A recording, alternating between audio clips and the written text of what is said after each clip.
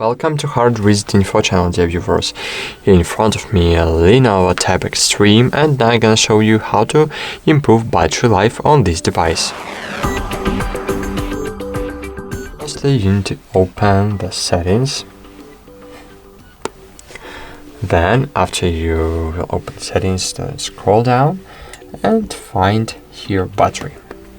In battery, find battery saver and enable it.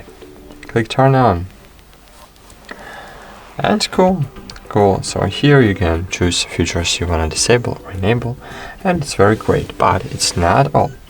Of course, be better if you will disable all unnecessary features, because, for example, if you use Wi-Fi when you don't need it and it's enabled, so it's constantly searching for newbie Wi-Fi routers, Wi-Fi networks. If you don't need Bluetooth, disable it.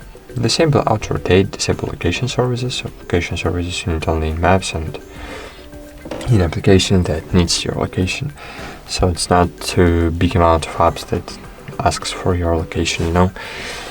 So disable newbie share. Newbie share is constantly searching for newbie devices. Very cool. That's it. Thanks for watching. Like this video, subscribe to our channel, and bye. See you.